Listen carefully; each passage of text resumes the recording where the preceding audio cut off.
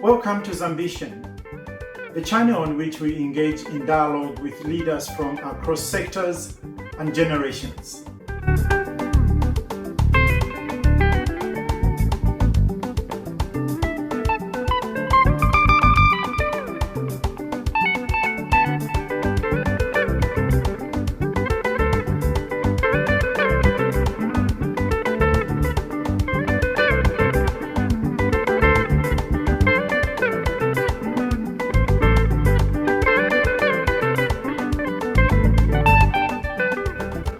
Greetings and welcome to ZAMBITION. My name is Martin Kalungubanda, your host on this channel. Our guest today is a very interesting corporate leader, someone who, in my view, has assumed or begun to assume huge levels of leadership at a very tender age. Her name is Mrs. Mukwandi Chibesakunda. She is the current Chief Executive Officer of the Zambia National Commercial Bank. And before Zambia National Commercial Bank, or ZANACO as it is called in short, she was CEO for NatSafe Bank. Previously, she was a senior leader in Stanbic. She has also served as a member of the Global Fund Country Coordination Mechanism for Zambia. Mrs. Chibesakunda is a graduate of the University of Zambia and Manchester Business School. Mrs. Chibesakunda, welcome to ZAMBITION. Thank you very much, and thank you, everyone. I would like to begin by asking you to show or describe the object or image that best reflects who you are and the journey you have walked so far. What might that be? Thank you very much. I selected two objects that are behind me. One is a vase of flowers that was given to me by my daughter just this week, as it happens, and a lamp, which is behind me as well, which shows that if you just put a bit of light in darkness, it will take over the room. So the reason why I'm sharing the flowers with you is that it was quite an interesting experience. My daughter is actually in the process of writing her exams for IGCSE, and one of the exams that she had to write was art. And the day before the art exam, the students were asked to prepare particular work. And my daughter, in preparation of that work, had all the tools before her and then made a mistake at 18 hours in the evening. Now, if you know much about Zambia, you'll find that actually it's not very easy to find shops that are open at 18 hours in the evening. And we needed something printed for her. And it couldn't be printed on an ordinary printer. It had to be professionally done. And so we started off at 6 p.m. with my daughter trying to get this thing printed again because she had an incident with the one that she had before. And we went around Lusaka looking for a place that could assist us. We went to business centers. We went to hotels that have business centers. And actually the treatment, I was casually dressed and going into this hotel and asking, can we just print something through your business center? And they said to us, no. And you should have seen the way they looked at us, my daughter and I. And as we were now going home, having given up on what we could do about this, my daughter gave me a hug and said to me, Mom, we've tried. I'll explain to my teacher tomorrow. And if my teacher can't help me, then I will have not tried my best at the exam. And I was so touched. I said to her, let's pray about it. and let's see if we can find somewhere along the way. Let's try going to Levy Mall. Mm-hmm. And we went to that mall and we found Digiprint. They were closed, but they were inside. And we knocked on their window and we said, "Can you help us?" And they said, "Yes, we can." They asked no questions. And they printed the thing for us. They happened to be working late that day. They printed it for us at no cost. I was so shocked. I said to them, "I'm eternally grateful for the help you've given us." And we left there, and my daughter wrote her exams the next day. What did she do thereafter? Between her and my PA, they connived and sent me flowers to say thank you. Mm-hmm. And they also sent flowers to Digiprint to say thank you, because we had tried everything. Within Zanaco, we had looked around, who can help us? Now, the reason why I'm sharing this story and why I think it says who I am, my daughter said to me, "Mom, you tried your best for me." And that is who I am as a mother. But it also reflects who I am as a person in the corporate world. I don't judge other people. I try my best to deal with whatever the situation may be and to assist, like a candle in the darkness. Like those Digiprint people were for me, I try to be for other people. And I think that is why I am where I am today. It's not always that we'll succeed. And it made me reflect. If I was in that room, in that Digiprint room, and I saw someone knocking on the window asking for help, what would I do? It made me reflect, as Zanaco, what do we do on a day-to-day basis? As Zambians, what do we do for each other when somebody is asking for support and you can help? And I think we all are called to be a light in the darkness of the world and to try to be better people every day. Thank you. Beautiful story, and the difference in the attitude towards service. But you say that is what might have, one of the many things that might have carried you to where you are today. Yes. And that leads me to Because ask. I believe in people and Mhm. I believe in serving people, whether it's the staff in the institution that I'm working in or it's the customers on the other side. And as I said in my introduction, you assumed phenomenal leadership responsibilities at a very early age.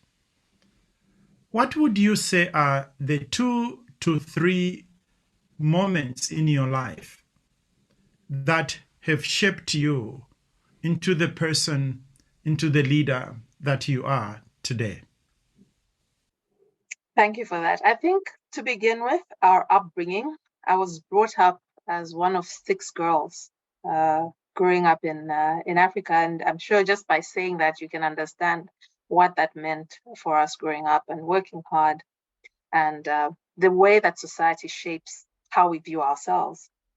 And one thing that happened early in my life was my father saying to me, "Even though the society judges you this way, you can be anything that you want to be." He planted that seed. And I think that shaped my view of myself for the future. Beyond that, I think when I started actually working and seeing that I could do what I love and love what I do, that also shaped who I am today, because then I gave it my best shot.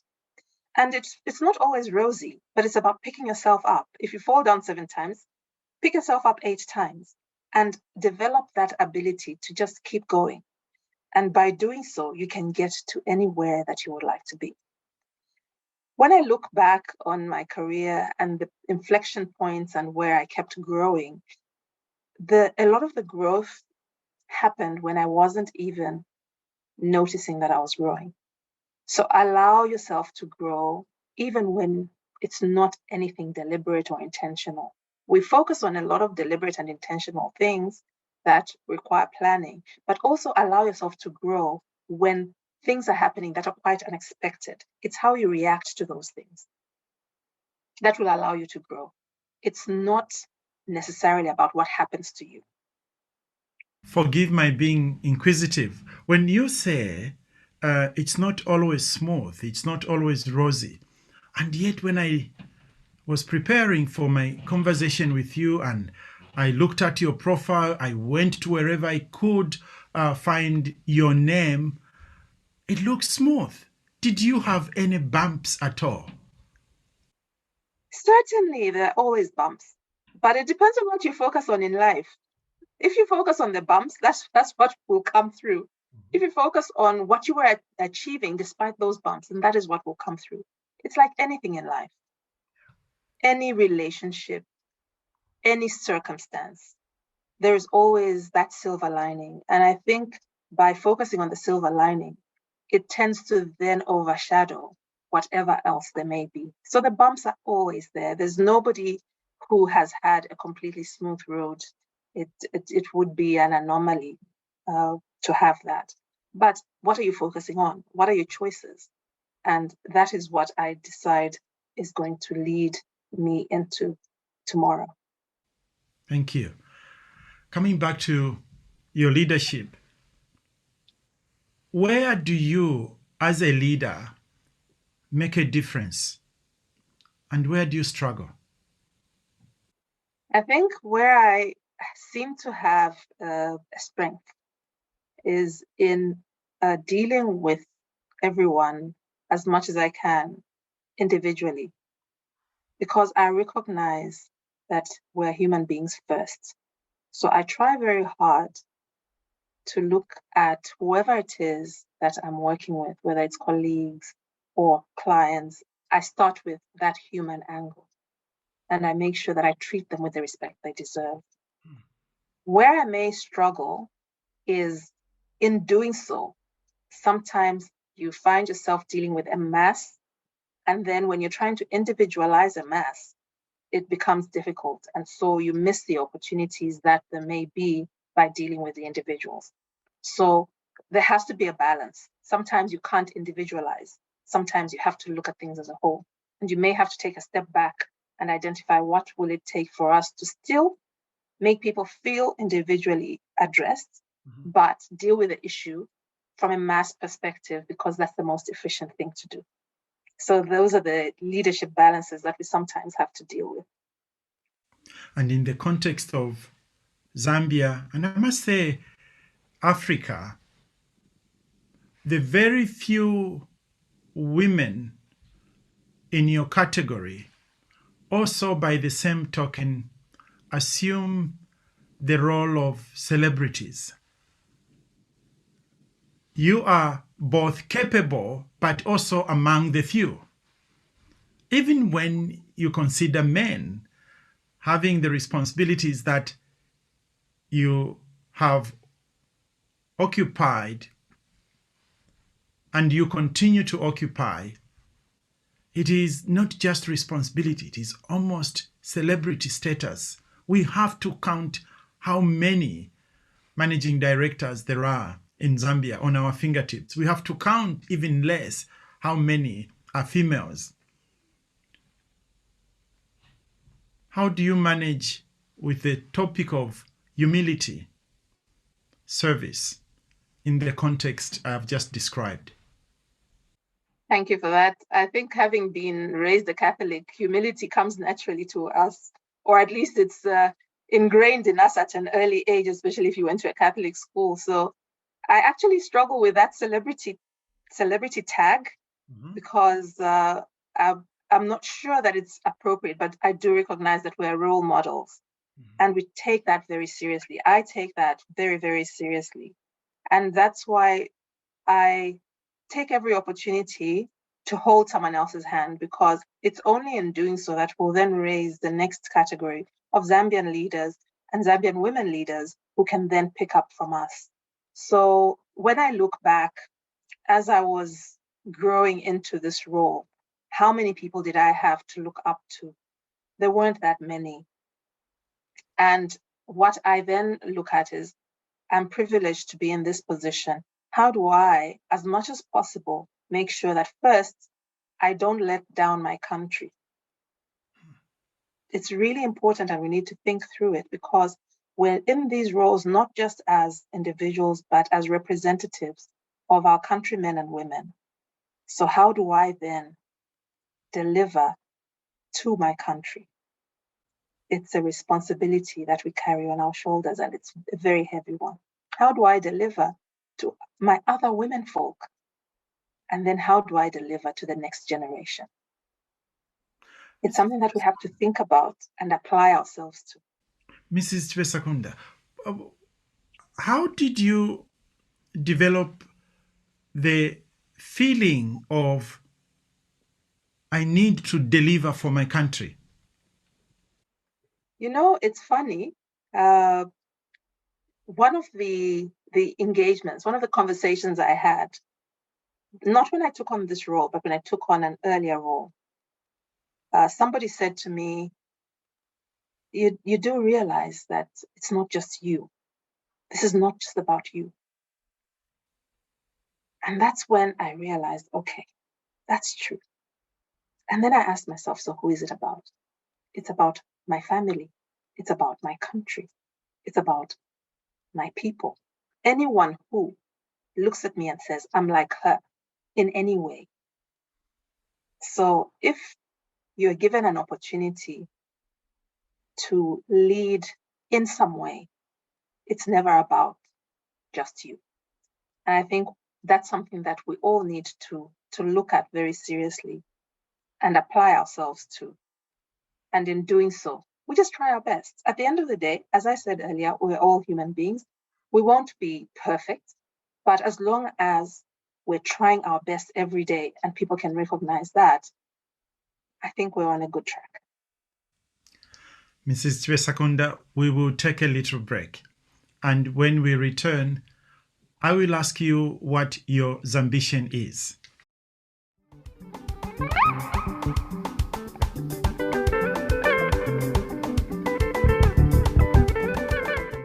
Are you an entrepreneur looking for a place to work from? Do you want to develop your leadership skills? Do you have an idea or business you want to scale? Are you looking for a place to host training and learning events? If you answered yes to any of the questions, then Impact Hub Lusaka is the place for you. It is a social innovation hub that is part of Impact Hub global network that supports various entrepreneurs and social innovators. Our services, among others, include co-working space, event hosting, incubation and acceleration programs, capacity building in leadership and business.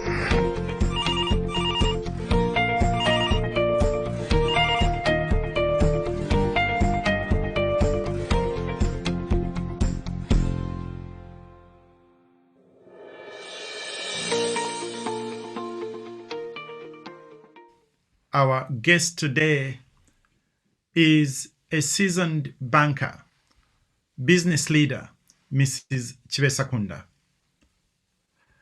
Mrs. Chibesakunda, what is your ambition? What is your highest aspiration for our country? My view of Mother Zambia is that we can all come together and reach a point where everyone has a chance. We're now a community of over 18 million people. And sometimes when we look at the statistics, we identify some of the challenges that we have on the ground. And my ambition for Zambia is to get to a point where we're able to pull everyone along and have a minimum level of capability and ability to feed families, to grow sufficiently economically, and to have a community that serves amongst the various Zambian people, so that as a community, we get better every day. I've seen how some countries may be economically viable, but they lose their soul. So what I'm saying is, How do we as Zambians identify how to keep our soul, but also grow economically? And that is my ambition for Zambia. That's my ambition. What is our soul? Our soul is the fabric of who we are. We're very welcoming people. We try very hard to be there for each other. And sometimes you identify that we may lose that. If we're not conscious about it, we may lose who we are as Zambians in our efforts to now deal with some of the challenges that we face every day. I would like that ability of Zambians to just be so welcoming, to be open, to, somebody once described how in Zambia, I think even now in certain places, you can leave your door open and no one will go in there and take anything. But things are changing. And that is part of where we may be losing who we are. Okay. Zambia has now got a situation where we have certain behaviors that never used to be there before. It would be nice for us to identify who we are and stick to that and make sure that everybody buys into it and we drive that agenda. So I think that's our soul. How are we doing in being fully the soul you describe? I think we're doing better than most. But then again, maybe I'm shielded. So I don't know the pulse. It would be good to measure exactly where we are against this. But the first thing is to set that target. Yeah. Zambia has announced that it's a Christian nation, but accepts other religions, which is fine because we have to be inclusive. That's part of the fabric of who we are. We also need to accept various aspects of other things that have been introduced to our communities. But at the core, how do we retain our own Zambianness? And for us to be able to even understand what that means, we need to, as a community, identify it and agree that this is who we are and drive that. My view is that the Zambian soul is about being welcoming, being considerate, being kind. But then I may be wrong. We need to pull together as Zambians and identify what does it mean for me?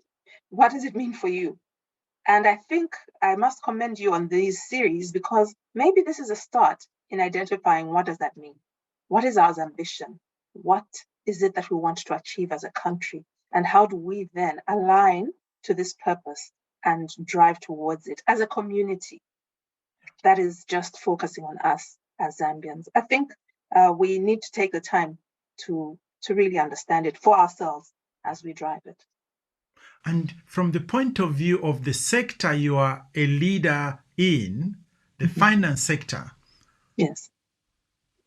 How is your sector helping us to realize that so? Okay. So in terms of the finance sector, what I believe is the best way to include everyone is through financial literacy and financial inclusion. And that is something that Zanaco is very, very strong in. The first thing about finance is that you need to know. Because if you're ignorant about financials, it's so easy for people to cheat you, for people to do things that then take away from the little that you have. So the first role that Zanaco is playing is just making sure as much as possible we try to improve the awareness of financial literacy, starting at a very young age and all the way through to wherever somebody may be, whatever life stage they may be at. Beyond financial literacy, what we're also trying to do is to include everybody in the community within the financial space. So if you look at the Zanaco distribution network, we have 57 branches and 12,000 agencies countrywide. We have the largest network distribution. We also have the largest numbers of customers in a commercial bank. We have about 2 million customers currently. So we are playing a role in terms of reaching everybody. Furthermore, we have particular products that then deal with the day-to-day issues in the community. So we have village banking, which is a response to people coming together as communities and saving together. What we have done is to avoid all those issues that people used to face where sometimes the money would get stolen, sometimes there would be a fire, sometimes we have a product that serves this community saving spirit. So every day we try to look for ways to innovate and identify opportunities to then speak to financial inclusion, financial literacy, and improving the overall experience. And we believe that there's always room for more. We can keep going at it so that we are raising the bar from the community perspective as an institution in Zambia. I know there are many people who look up to you as an example of a leader they would like to become, they would like to emulate. Who is your role model in leadership? You know, it's so interesting that I've been asked that question over the years, and I have stayed consistent in terms of who I view as my role model. My first being my mother, who was so loving to us, my sisters and I, and the entire family. The second being Mother Teresa for her humility. I always admired her growing up. The Say more third about being Mother Teresa, because some people might not be Catholic. Who is Mother Teresa? Mother Teresa was a Catholic nun who served the community in India and brought people out of abject poverty. She lived to serve the people and she served them well. She passed away, and you know, the nuns, the Catholic nuns, actually have a vow of poverty. They do not enrich themselves in whatever it is that they're doing. And Mother Teresa took this very seriously and she never ever gained any undue advantage from what she was doing in the community. And I admire her humility to this very day, because even though she became such a political figure, she always retained that humility and the poverty. She stuck to that commitment. Then the more recent one is Christine Lagarde. And the reason why is I think she's always very well composed, and she is amongst a lot of men in a setting that has, again, to your point, very few leaders who are charting the way forward. So I've observed her a few times, listened to her. I like the way she deals with economic issues. I like the way she speaks to certain issues. And she's another role model that I speak to often. Christine Lagarde, the president of the IMF. Yes. And you are both in the finance sector. Yes, and I think it's because she's in the finance sector that I tend to just follow her a little bit, and I pick up on some of the things that she speaks about. I think she's a very intelligent and well-spoken role model. Fantastic. My final question is, what is the best piece of advice you have ever been given, Mrs. Chibesakunda? I was given advice quite early in my career that I can only be the best version of me. So much as I have role models and I'm trying to be better every day, I also recognize that I'm unique and I can only be best at being myself. So I need to also chart my way forward. I need to also be comfortable in my own skin.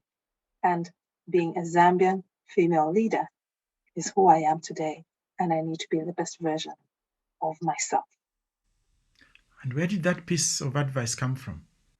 Actually, it's so coincidental. It's one of my bosses when I was in Stanchart. And it was a performance appraisal. And I said, but I can't do that. And they said to me, why not? I said, because I'm not good at it. That one is better. And I said, no, why would you think that? You can do this and you can do it better than anybody else if you're focusing on making it happen for you.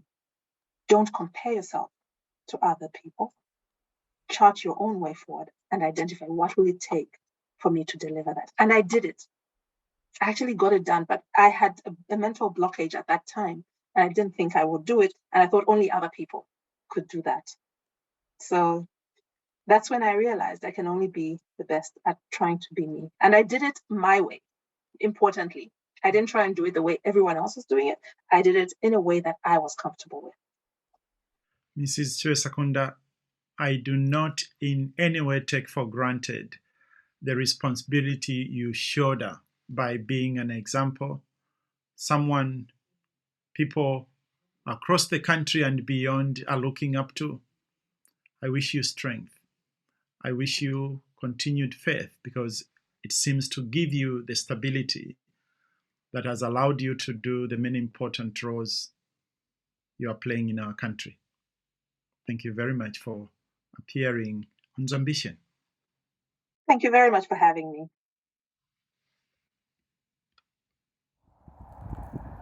Having listened to the dialogue and followed my conversation with our guest, I now invite you to look at the drawing that emerged out of that dialogue.